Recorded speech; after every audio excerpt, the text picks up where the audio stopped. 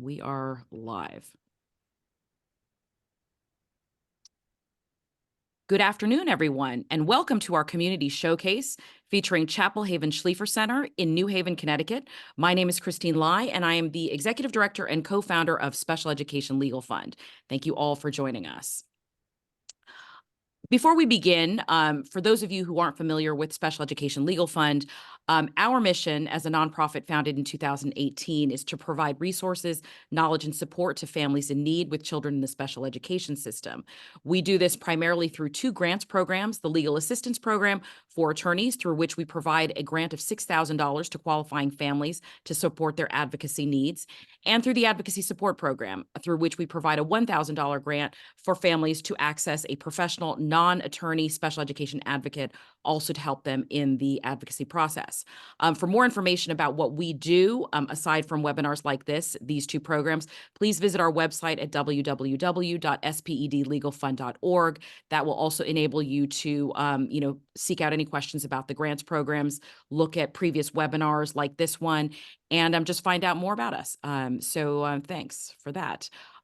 Just a little advertisement, I guess it is. June, we're in the June grant cycle. This is our last grant cycle of the academic year for both the Legal Assistance Program and the Advocacy Support Program. The applications for this program are due on the 15th of the month. That's June 15th. Your interview should be completed by the 22nd of the month, and we will notify all the applicants to these programs by June 30th. As I said, here's the website. I'll put that in the chat later, or you can scan this QR code to go directly to our website to start the process. My final commercial, I guess it is our next school showcase, will feature Winston Transitions in New York City and their transitions program. We're really pleased to showcase that program on Wednesday, June 11th at 12 noon. You can register the same way that you signed up for this webinar via Eventbrite through the QR code that's on screen.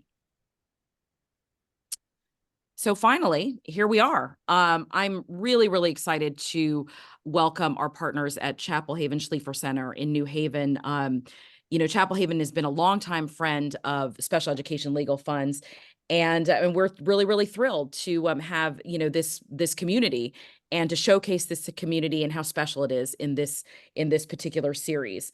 Mike Stortz is joining us for the first time for his first webinar, and Mike's been part of the Chapel Haven community since 2000. I'm not going to go through his very extensive resume as president of Chapel Haven, but his focus since joining the community has been on really on collaboration and building this amazing nonprofit community centerpiece into this inclusive community, this cutting edge community, what it is today. So I'm really thrilled that he's joined us. He has a passion for supporting adults with varying disabilities that obviously knows no bounds.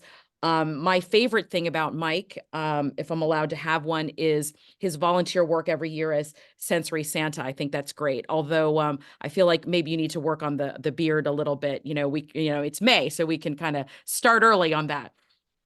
So thank you, Mike, so much for joining us. Thank you.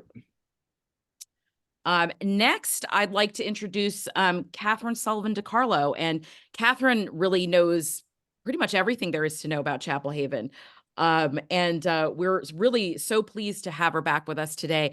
I actually feel like Catherine's been on way more webinars than she actually has, so I'm thrilled that, we are actually doing, an official one, and you're joining us today.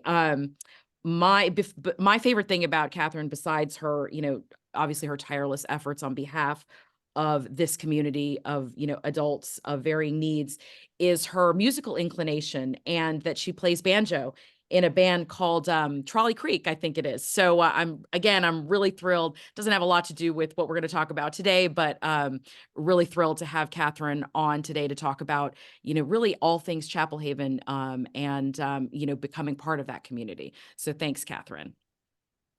Thank you. I mean, these are the stars of our show, really. I mean, no offense to anyone else, but Kimber and Dason are real life, real-time community members at Chapel Haven. And for those of us who really want to know what is going on in the, in kind of the, the nitty-gritty, the daily life, what community members are actually doing, that's why Kimber and Dason are here. And we're thrilled to meet them, to talk to them, to get a sense of their experience, how they came to Chapel Haven, and in their experience since they've become part of the community. So welcome to Dason and Kimber. We'll be hearing from them as well. And finally, last but not least, I am so excited to welcome Chris Dietrich from C.E. Floyd to this webinar. He is really here to talk about something that is so close to my heart, which is the importance of design in the support of this community and these individuals. We don't often think about, design and how important it is in being able to, provide what an individual with autism or Asperger's or, any other, variety of needs has. But, this is his wheelhouse. This is his specialty. And I'm thrilled that, Chris and Mike and Catherine are here to talk about, all of that went into the building of this amazing and beautiful and supportive community that is Chapel Haven in Connecticut. So welcome, Chris. Just because it wouldn't be a disclaimer if it wouldn't be a webinar if I didn't have a disclaimer. This webinar is presented for informational purposes only. This webinar is intended as a resource for families who are navigating the special education system in Connecticut or New York, and is not intended to provide legal support, advice, or assistance to any particular individual, nor is it intended to replace the advice and counsel of a qualified special education attorney. This webinar should not be construed as an endorsement by Special Education Legal Fund or any of its representatives of any of the participating attorneys, advocates, professionals, educators, schools in the panel. For webinar participants, this panel should be viewed as a public forum. Please do not ask questions via the Zoom platform, either in the Q&A or the chat, about your child or your child's legal or educational situation. Please refrain from any comments that include identifiable information, including name, grade, age, school year, or school district. Please remember that your screen name is visible to participants in this panel, as well as panelists and Special Education Legal Fund. This is being recorded and may be distributed at a later date or shown at a later date at the discretion of Special Education Legal Fund. So thank you all for joining us for today's showcase featuring Chapel Haven. I'm really incredibly pleased that everyone on this panel has joined us, particularly Chapel Haven community members Kimber Marchese and Dason Avery. I want to start out actually by talking with a little bit with Catherine, who's going to kick us off and talk about admissions and outreach and the community at large. Can you start off, Catherine, by telling us about a little bit about your path and how you ended up at Chapel Haven? Sure. And thank you so much, Christine. And just a big shout out to the Special Education Legal Fund. We've been early sponsors of your work, big fans of what you do. And I think that along with helping families navigate sort of the legal maze of earning the right placement in a program, I love that you also shine a light on all of the programs out there, because it is often hard for parents to understand that there are programs and there are different paths out there for their young adults. How did I come here? Well, I have a background in journalism and public relations, and worked for the New Haven Register, worked for the mayor of New Haven, and was really looking sort of in midlife for something different that would have, again, a mission and a chance to make a real difference. And I was lucky enough to get to know the vice president of admissions and marketing at the time, and she was looking to retire, and one thing led to the other, and we decided that I would come and she would be my mentor, and that was almost 15 years ago. So here I am, and I truly do love the work that we do here at Chapel Haven. I love to hear that. Sounds a little bit like my story as well. So, I just want to start out, I think, we've talked about this series, it's, which is technically titled, School Showcase, but, as we've said, Chapel Haven is not just a school. It's more than a school. It's a community. Can you talk about the type of individual that really thrives in your community at Chapel Haven? Sure. I mean, we really do serve quite a big spectrum of, if you will, of adults. We are an adult program, a nonprofit here in New Haven. So we're both a school and transition program, but we are also a lifelong community. And a lot of times adults come to us who maybe have a lot of support at home. You know, they don't quite know yet how to manage money or get a job, of course, or how to even take public transportation or cook a simple meal. But they have that kernel of motivation, and that is true of our two panelists for sure. But almost everybody who comes here has that desire to have that independent life. And so they come to us with emerging skills, let's say, and then after 2 years of living in one of our campus-based residential programs, either the REACH program, which you'll hear about, or the ASAT or Asperger Syndrome Adult Transition Program, they can then move out into our community where they'll need maybe 2 or 3 hours a week of check-in from us. So going from that maximally dependent, as we all are when we're first starting out, on our parents and whatever, into a program where we're really going to groom you into being an independent adult with a pretty robust life.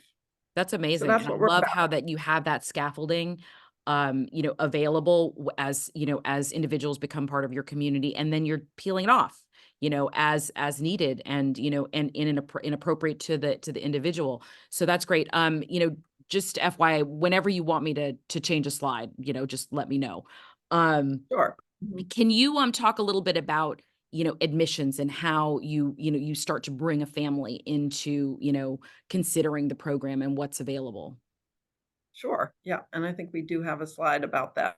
Um, so families call us or they meet us at a conference, or they come to one of our open houses online or on the ground, and we have a conversation. And we figure out, okay, what are you looking for? What are your goals? What are you hoping to achieve? And we have a pretty robust admissions process. And I just want to give a shout out to Christy Chandler, Christy, who yes, absolutely. director of admissions, who really has perfected our program, I think. And Christy's like a so five-time self-webinar, I participant. know, I She's like know. about to get a jacket, She or gets a whatever, superstar. Um, so then an adult will come and spend, first we'll talk, and then usually we'll do a Zoom interview. And that became really important during COVID because a lot of times adults couldn't see our faces online. So we might start out on Zoom, but then we'll have the applicant student come and spend what we call a sample day. And so you kind of see it as like dipping your toe in the water, seeing what it's like here, taking some classes, maybe having lunch in the student lounge Mhm. with other Meeting students. some people. Yeah, seeing if you like that. And then after, getting through the online application, and of course we do a review of intake and testing and things like that. Then the applicant comes back for what we call the week visit. And I know that Kimber and Dason both had to do a week visit. And so you come on a Monday, you go home on a Friday, and it's a chance to take a little bit of everything that we offer. The functional academic classes during the day, doing some life skills in the either male or female apartment, and you have to make dinner one night with our evening life skills staff. And I always love to ask if That's people awesome. remember what they made for that dinner. And then doing some social activities. And so getting a sense of what we're all about, and is this going to be a friendly place for me? And yes, there's going to be homesickness and fear and all of that. We know that. But I like our process because it gives the applicant a chance to ease into it. Mhm. And is, and it's very open, on both ends. So, because it's as much about the possible community member learning about, the program, and, if they feel comfortable, and if it's something that they wanna, push forward to, as it is about, what is important for you all in constructing a community. How do Right. you Sorry, go And ahead. I think it's important for us that the adult applicant feel comfortable and feel like they want this, Oh, because 100%. Yeah, 100%. we're only going to be successful if the student or Everyone adult wants to really be. be here. So, and just to give the audience a sense, so some of the profiles we serve would be autism, Down syndrome, intellectual disabilities, cerebral palsy, social communication disorders, executive functioning, all of those are profiles we're very, very comfortable and familiar with and Mhm. set up to serve. Do you have a profile that that you can't support? So we're not what you would consider a clinical milieu. Mhm. We're not a therapeutic Sure. program. So if an adult needs a more clinical setting with in-house clinical staff, Mhm. um, that would probably be a better bet. And of course, we're always happy to talk with families to try to figure that out. Mhm. We're also not what you would call a line of sight program. So we do Mhm. not have staff with their eyes on our On adults people all the time. 24/7. Yeah. Yeah. Gotcha. That's really helpful in Yeah. clarifying that. Thank you. How do you, once a family, has, and the community members, like come on board, we want this, this is our next step. How do you transition that community, that new member of the community and their family into, sort of the Chapel Haven model? Well, that's a great question. And a lot of times in the beginning of the process, the parents will say, we're only here for 2 years. And then, whatever, our son or daughter is coming home or they're whatever it is. And what ends up happening is 85% of those students do choose to stay on, as Kimber did, and Mhm. Dason probably will.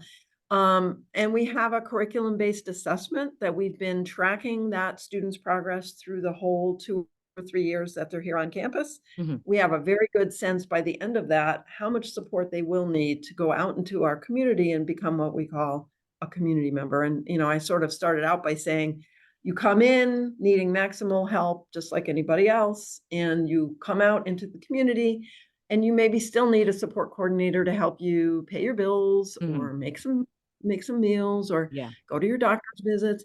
You still Provide want to be support for part of our things that might weekend pop up. Yeah. recreation. Yeah. Yeah, you still need help with employment. Maybe you're still working on that college degree. Mhm. All of those are available here à la carte. And we have a pretty good sense after a student has been with us residentially, what they need to continue on and be successful. Mhm.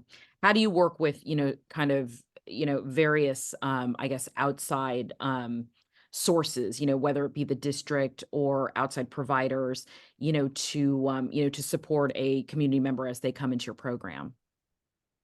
So everybody has a team. Every Mhm. student comes in and they're assigned a special ed teacher who will be their case manager. Their parents are part of the team. If Sure. they have a therapist, the therapist joins our team.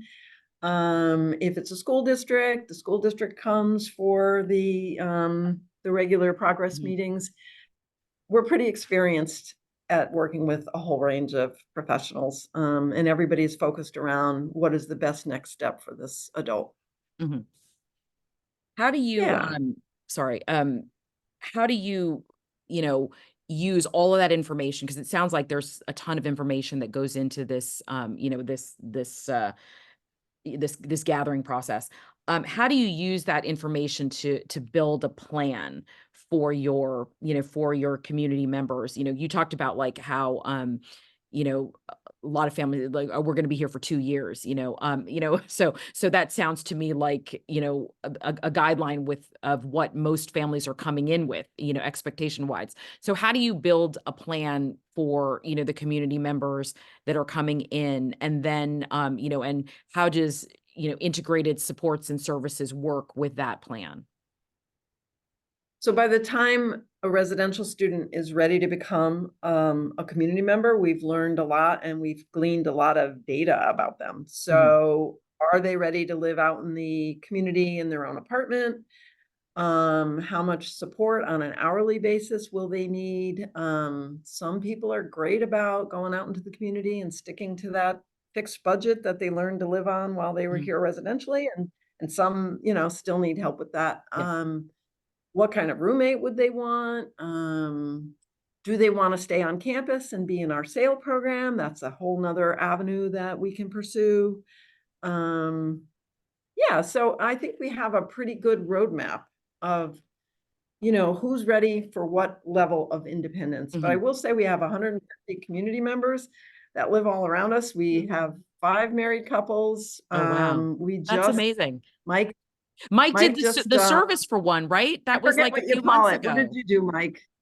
He was Yes, the I had peace. the honor and the privilege to marry two of our adults, and I think the highlight of that ceremony was the bride giving me her handkerchief because I'm crying, Oh, and she wasn't, which was absolutely beautiful. that needs to be a But video Yeah. of some kind. You know, like there oh, we needs to have it be a on. video of that. We We do do have a have video, pictures but of it, and they show me quite often. But yeah. you know, I But think I was, Christine, go ahead. just answer your question a little bit more about how do we develop the plans.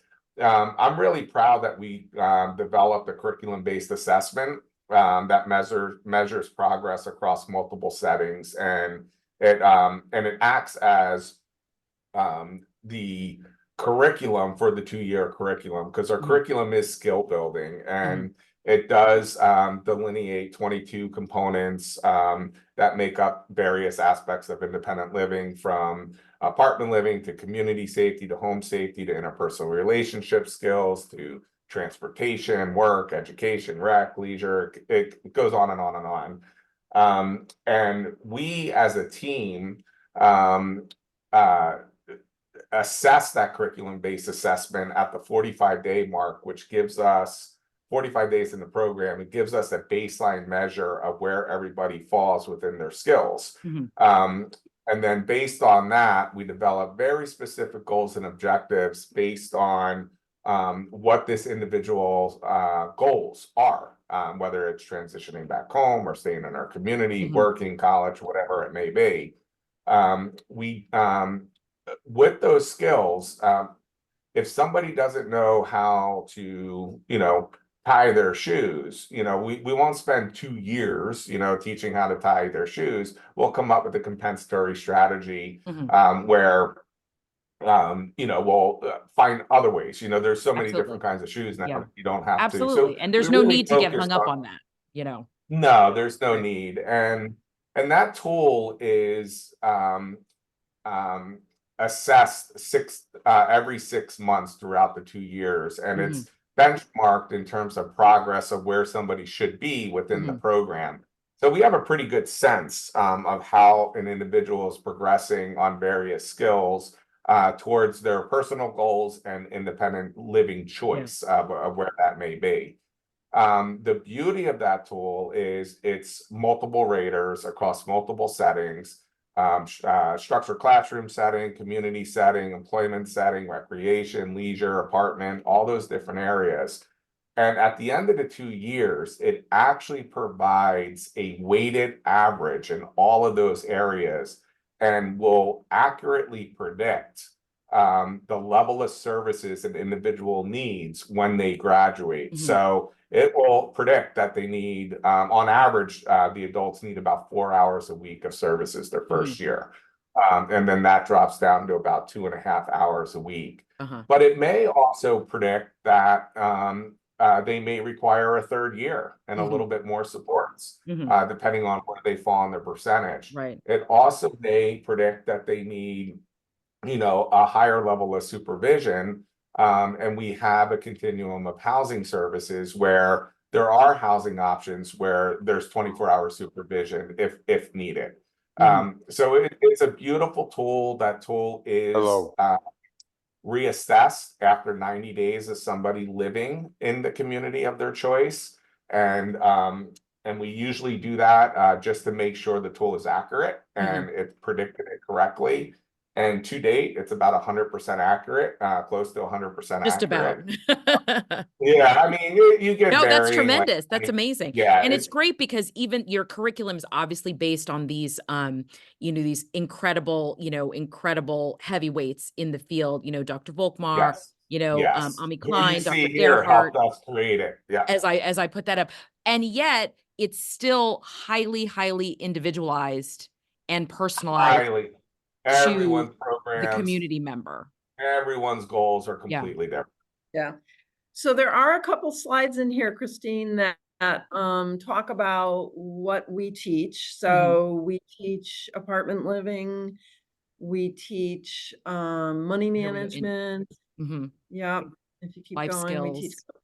cooking, and everything is taught in an apartment setting. So, like, some programs may go visit transition programs, and they'll see that they're dorm-based, and there's a dining hall and Yeah. all of that. Yeah. Our No, I've seen program your is apartments. They're very much yeah, like, it like feels like apartments, what it you would know? feel like when Yeah. you're Like I ready to wish I lived give in an up. apartment that nice, I know, Yes. I know. And So, but that's what we wanted for our adults. Yeah, yeah, absolutely. Absolutely. without taking too much time away, because I do want you to have a chance to hear from our adults. Absolutely. Yeah. Absolutely. I'm sorry I'm like, just blowing through those slides, but I think everyone on the call gets the idea, and then we can make this presentation available to everyone who is who's on the call about it. I think it shows the broad depth and reach of what services and supports and and learning and growth potential are available in this community. So thank you, Catherine, for sharing that You. with this group. Next I'd like to introduce Kimber and Dason, who are members of the Chapel Haven community, and to extend my very heartfelt welcome to both of you. Kimber and Dason, can you talk a little bit about Kimber, this is your slide. So, maybe you can talk a little bit about your path and how you, ended up at Chapel Haven. Yeah, so I came to Chapel Haven right from high school. Um and my parents found Chapel Haven. Um I went to a lot of other different schools, and it says in here I fell asleep at one of them Uh-huh. during the interview. Um so that didn't go well, but I went really well here, and I really like it here, Yeah. and I like the community and everything. Perfect. Dason, do you want to tell us about your journey, your path, and how you got to Chapel Haven? Sure. So I first started out um I was living at home with my parents and whatnot, and this was like right after COVID restrictions started lifting and stuff. My mom wanted to help me find some place, where I could learn more life skills and how to live on my own and whatnot, because I wasn't doing well with all of that fun stuff. I could do it, I just wasn't doing it for some reason. So my mom did some research and whatnot. She found Chapel Haven. As you know, on my first day visit here, I was pretty reluctant, to say the least. I just wasn't into it. As you know, but as time went by and whatnot, after my day visit, I had a few months to think about it, and I decided, why not give it a shot? I mean, it wouldn't hurt. So I came back for my week visit. Um, and that was very fun. I got to, see people, do a few more classes, see what it would actually be like while living here, which is definitely, it was definitely a little different, than just like living at home. No, it was a lot different from living at home, but it was overall pretty good, and whatnot. Where do you So stay for the week visit, if you don't what mind me asking? I Oh, heard the sorry. like ladder. Where do you stay for the week visit? Oh, so you stay typically you stay in apartment 200. That is actually the apartment I'm in right now. Um, I ended up being moved in here to work kind of work and do stuff as like a Chapel Haven ambassador, greet people and whatnot. I was just going to That's for say the that, an male student. ambassador. That's amazing. Yeah. That is for the male students. The female students go with another student are going with another student who's not currently here in another apartment. So, that's not something you need to worry about. But yeah, so I usually just but I'm in here now, and it's pretty cool. It has a fridge, it has cabinets, um, so working everything, pretty much. It's actually really, and it's nice, it's spacious, it's pretty cool. Wonderful. Um, Can each of you talk about how Chapel Haven made you feel at home when you moved in? Well, when I first got here, and when I was moving my stuff in, a lot of people wanted to come and help me, and I was very reluctant, right? Reluctant, Yeah. Um, for them to help me, but I eventually let them, because I was very nervous. But that is one of the ways that they make you feel at home, is that it's very, it's like a big family here. Sounds like it. And yeah, and there's a lot of, like, I've made lots of friends here, and we like hang out in the courtyard. And it's very loving. Wonderful. Dason, how did you feel like Chapel Haven welcomed you and made you feel at home?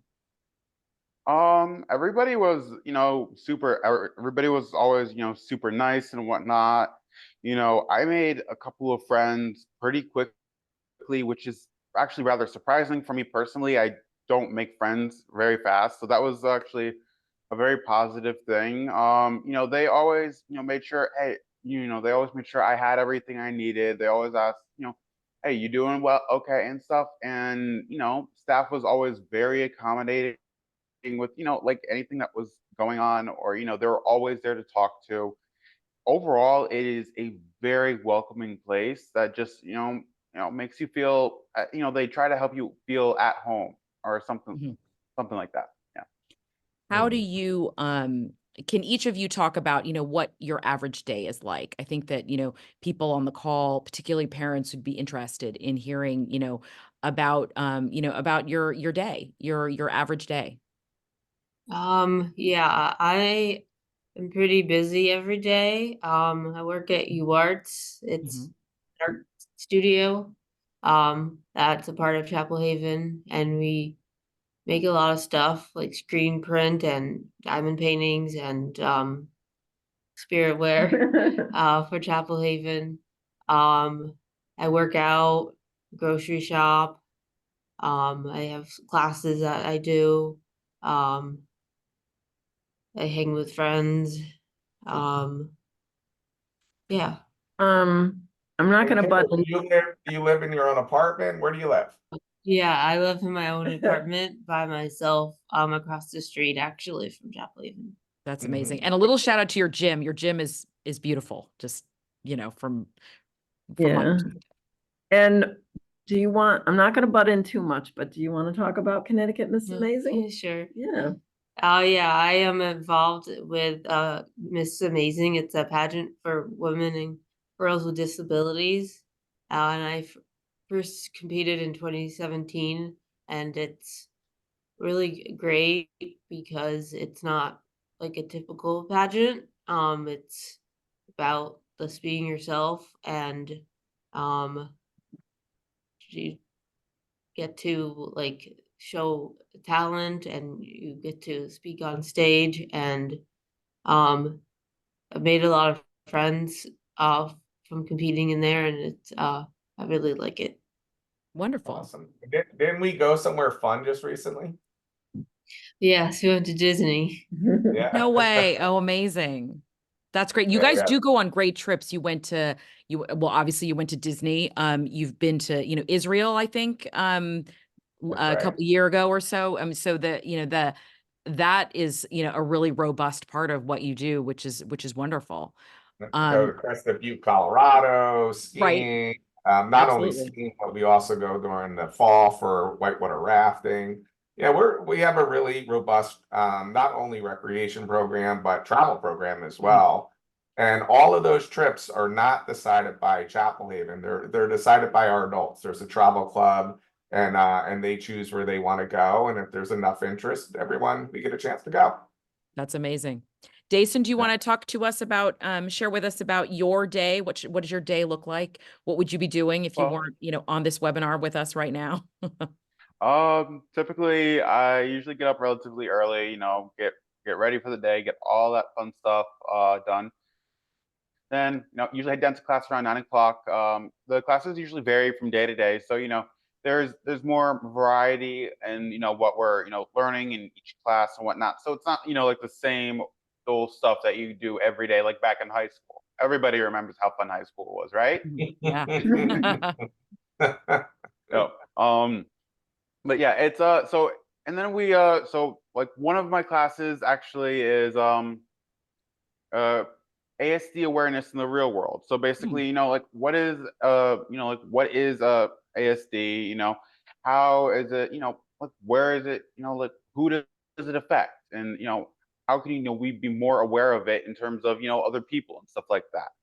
Some of the classes are also, and it's not just all like super serious stuff either. Some of it's like mural making, like right now we're making a mural for the ASAP program, which I'm a part of, and whatnot. So we're working on that.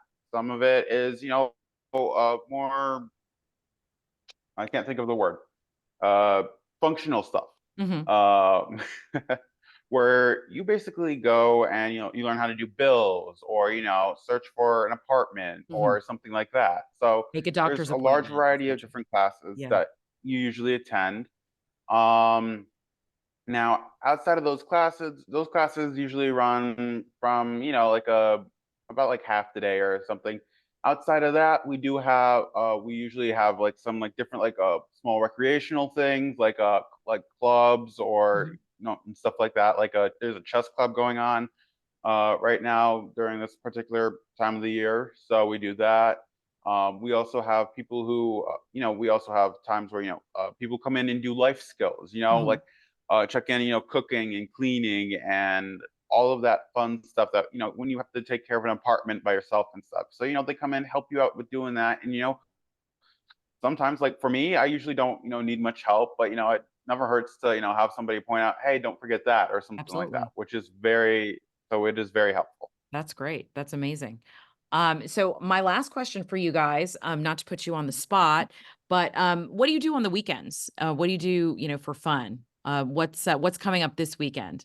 We heard a little bit about, Connecticut Miss Amazing, but what do you guys do when you are, just hanging out?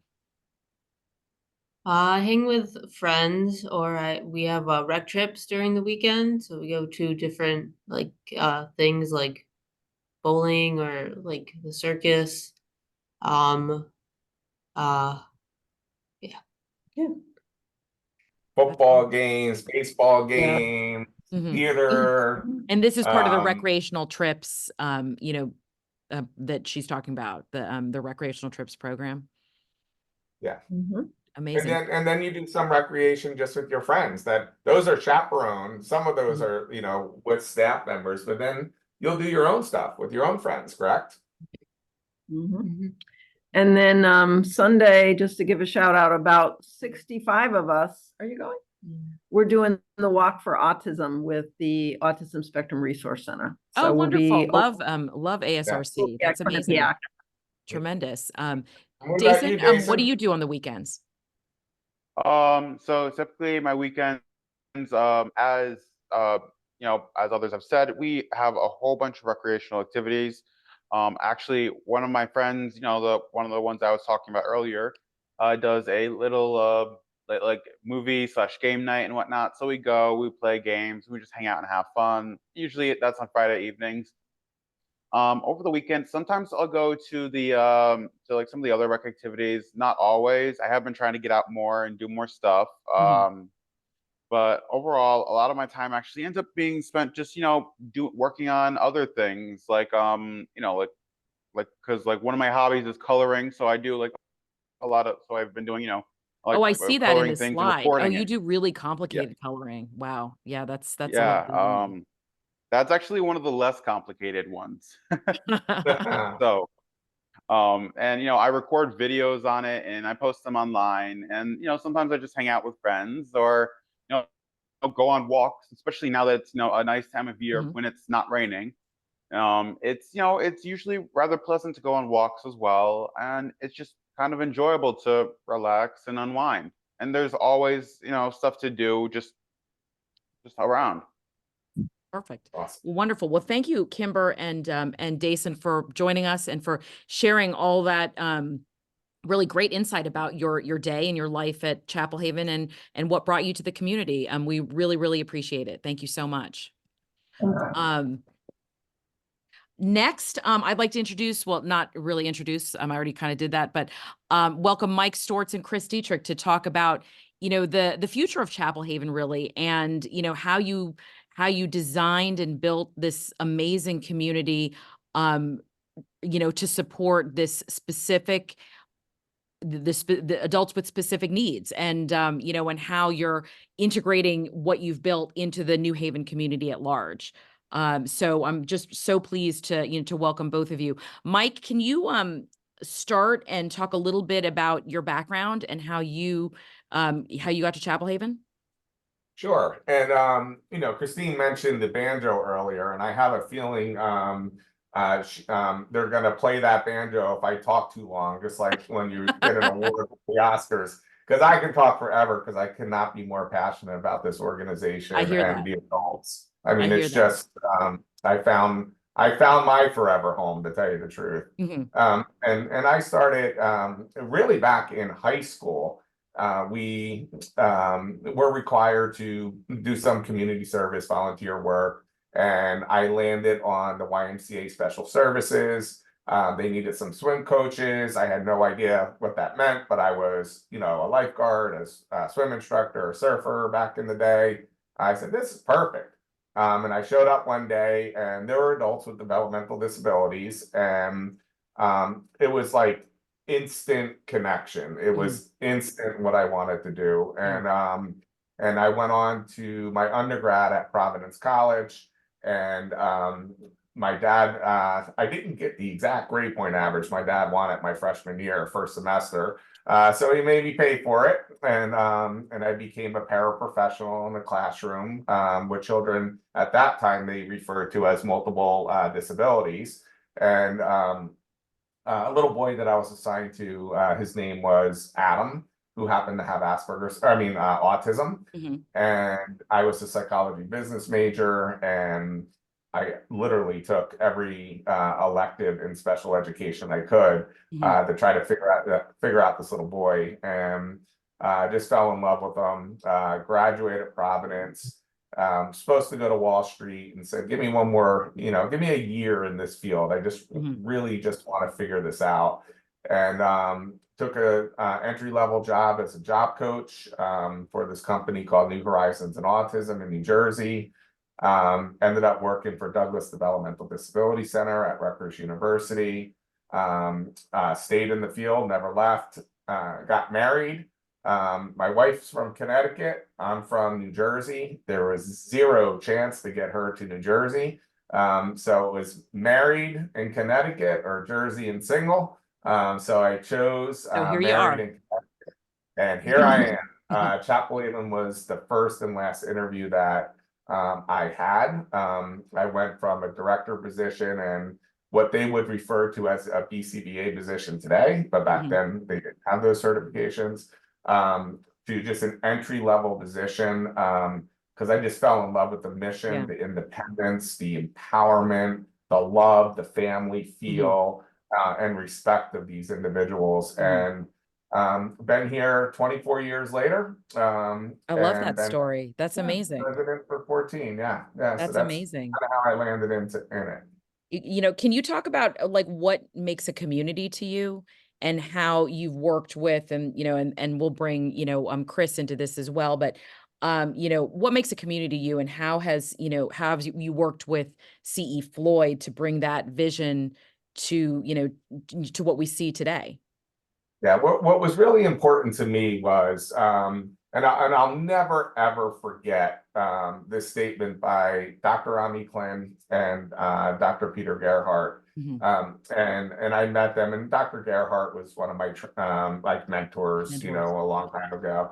And he said, hey Mike, you're going to be running this, school, or you're part of this school that's teaching independent living for adults with developmental disabilities. He said, there's one advice I have to give you. He said, if you get into this industry and you really want to do well, you cannot pick and choose what you work on for an adult with a developmental disability. If you're teaching independent living, you're teaching every aspect of independent living. And we all know what that means, you know, from living independently to social communication to interpersonal relationship skills to relationships to intimacy, you name it. And so and it never ends. It never ends. There's always something that, you know, pops up and you're like, oh wait, you know, this is a teachable moment.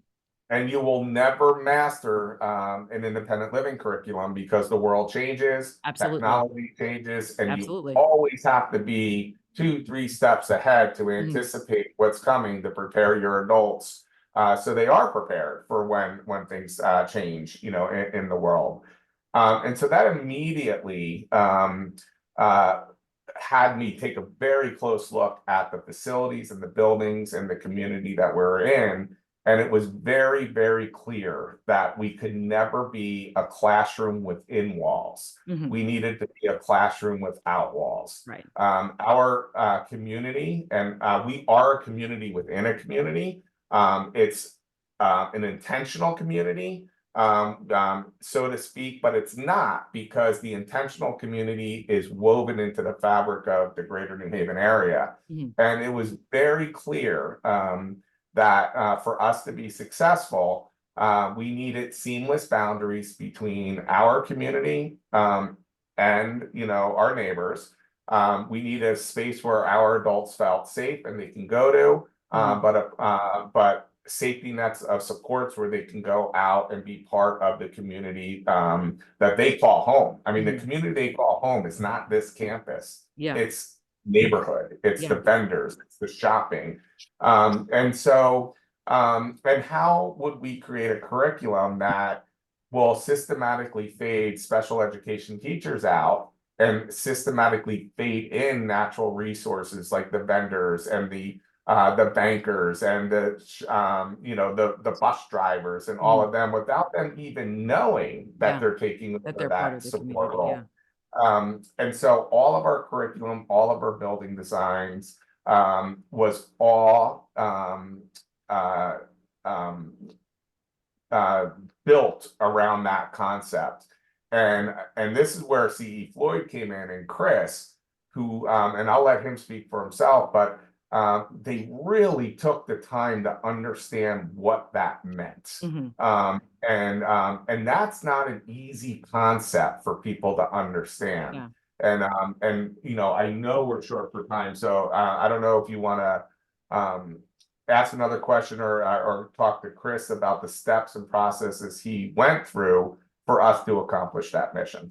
Well, I love that. I like what you said about, you know, teaching without walls, you know, because obviously that is, you know, really embedded into the design of your community, you know, where you're teaching not in a classroom, but in an apartment or in a gym or in a cafe or in all of those different pieces that make someone's, you know, actual life and living situation. So I'd love, you know, Chris, if you could, you know, expand on that and talk about how, you know, how what you do marries with what Mike and Catherine and the whole team at Chapel Haven does to create that, you know, that optimal environment for learning, and then how you sort of peel that away as the students, you know, enter into the, you know, the community at large. Right. I mean, I've personally been involved throughout this entire campus transformation, and it's amazing to see the impact it's had, not just on the look of the campus, which has been drastic, but just how the design and construction process really has an impact on the programs. You know, the increase in enrollment, and really just constructing a building that's built around the mission of Chapel Haven, which is, you know, empowering adults to live independently. You know, it's been a big focal point. You know, when Mike reached out to us about getting involved with the community building, you know, the first thing we had to do is get a proven design team and that has a lot of experience and exposure, you know, in this particular arena, which we brought MBH Architecture from West Hartford involved in with us. You know, in our initial meetings with senior leadership at Chapel Haven was really just to learn the goals, right? Understand the challenges of the previous buildings that were constructed, and then really, you know, evolve on that and come up with a design that's going to exceed all of those challenges. We spent probably a good month or longer really just working through in-person meetings, before we even put a pen to paper to come up with the conceptual floor plan. It was a lot of download learning, sitting down with the executive leadership team, job shadowing, coming in and just kind of sitting in some of the classrooms just to get the full experience. You know, Chapel Haven, it's such a special place to be. It's really awesome. And to build that, you know, when we finally started about a little bit about, you know, this planning, this really symbiotic planning process, you know, between, you know, yourself, you know, obviously Chapel Haven and all the different, you know, players in that. And really, I mean, don't be afraid to drill down because, you know, I loved hearing, you know, myself specifically about how, you know, in the weeds you were about, you know, different, like, okay, we're going to use this material instead of that material because that, you know, that's supportive of our adults in their learning process of this. So I want to know all that. I think that's really, Sure. really important. And, Yeah. you know, and parents want to know that. Absolutely. I mean, that's long, and I could go on for a long time about that, right? But you know, being on site for the past 7 years and doing all this, you know, we've learned quite a bit, and you'll see it in the progression of the buildings as we move forward, right? Noise and vibration, that's a no-no, right? In this realm. So it's designing mechanical units and keeping those up off the floor and elevated, soundproofing the mechanical rooms, bathroom exhaust fans that are always on and you don't need to flip a switch to turn it on, but it'll ramp up when moisture is detected in the room, right? So that to preserve the space, right? Putting in wider door openings, which, you know, helps assist with the aging in place, you know, so that's not an issue later down the road. Simple things is even just, you know, no doorknobs, but door handles to provide better, you know, with motor skills, right? And grip. The design team getting creative with colors and textures and visual aids to just help define spaces with their function, right? It doesn't always have to be a sign. It can be done with colors and wayfinding and things of that nature, you know. But I think one of the bigger things too, which is, you know, and it's a great example because it's Chapel Haven's missions of creating independence is, you know, at the early stages of design, we're looking at, you know, assistive technology that can help be an integral part of the design, you know, the goal being to provide independence but also knowing that there's comfort that if there's truly an issue, someone will know, right? If Can you give an gone example wrong. of assisted technology in, you know? Sure. I mean, it's like I got a great one, Chris. Oh, good. I have a great one. So, you know, we have individuals, you know, obviously we're preparing our adults to move into the community and living on their own in their own apartments, condos, whether they own a place or not. And so we designed all these beautiful buildings. And then what we learned was just a regular door with a keyhole, as our adults were aging, became very, very, very challenging for them to even get the key in and to turn. And so a very simple fix was, you know, at first we you know, had the thing where they press the numbers, but then that even became more of a challenge. And so just a very simple swipe, you know, where they can take the swipe, hit the black box, and they can open the door. And the beauty with the swipe system is it can be transferred to any apartment anywhere they are, and it also collects data for people, so we know if a staff member, because right now if a staff member comes, they knock on the door, they're let in. If there's nobody there, you know, and they're supposed to be, we do have permission at times to go in. It allows safety. So now I know when a staff member is walking into an apartment and things like that. That's just one example. And then we implemented motion sensors and heat detectors and smoke detectors over microwaves, over, you know, kitchen appliances, if somebody's overflow detectors, things like that. And they're cooking and then they're watching TV and they get distracted and it senses no movement, it can turn it off. So there's all sorts. I need one of those, actually. Yes. So I know we're getting toward the end, but there is kind of a cool fly through of the next phase here on the campus. Absolutely. You want to show that? Happy to do that. and thank you, both for sharing. I really find this, the marriage of, the design and the support to be something that is really, really incredible in what you guys have managed to do there. So, hats off to both of you. So here we go. This is the next, Catherine, do you want to introduce this? The next phase? Mike, you want to just say like a sentence about what's coming up? Sure. So Chapel Haven finished the first phase of our campus transformation, and that was a new 2-year transitional program for adults with developmental disabilities.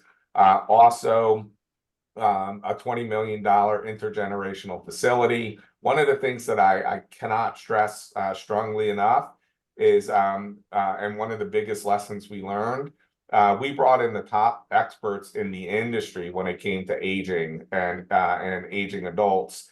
Brought them around the table, and we came to an agreement and a consensus that this would be the best design for adults with developmental disabilities. They'll move in, they'll thrive, and it's built for them. And then we presented it to them, and it was a standalone building, so to speak. And they're like, I'm not going to an old person's home. Why can't I just stay where I am? And I was like, oh my God, all this money on consultants, and I missed the obvious. And so we're like, What does your population want? Yeah. Yes. So we redesigned it, and we're like, okay, everyone's in, the same building. You can be with your friends, blah, blah, blah. And the first 2 floors are for aging, the top floors are for the younger population. And then they're like, so you mean to tell me when I'm older, I gotta move upstairs just because of my age? I can't just stay where I am. And I'm like, oh my God. Here we go again. Yeah. And so they're like, why can't we just stay where we are? And we're like, you're correct. Okay. That's what we're gonna do. And so if you're going through this process, this did not come from parents. This did not come from internationally known experts in the industry. Right. This came from This came from your community. This came from the people that are living it. So that's amazing. Think about all of us. We all would have said the same thing. Yeah. Why can't we just age in place? So never underestimate the, knowledge and power and intelligence that our adults have when it comes to their own lives. They know what they want. And we have a better end product because of their input.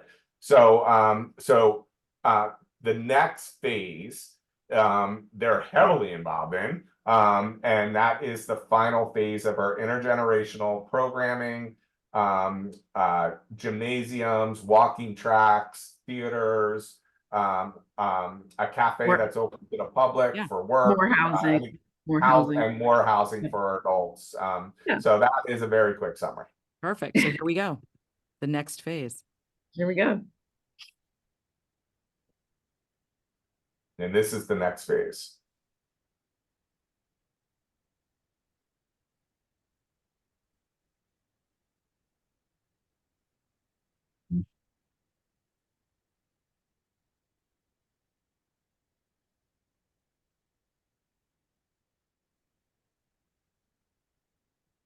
That's absolutely beautiful. Thank you.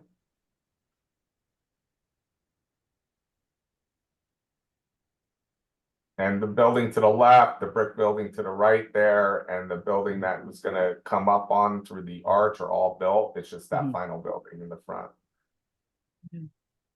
Wonderful. Such cool technology. It really is. This is very cool, actually. Yeah. Thank you to Chris.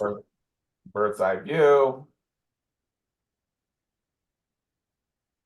And I love how this showcases West Rock, which is just such a beautiful border to our campus.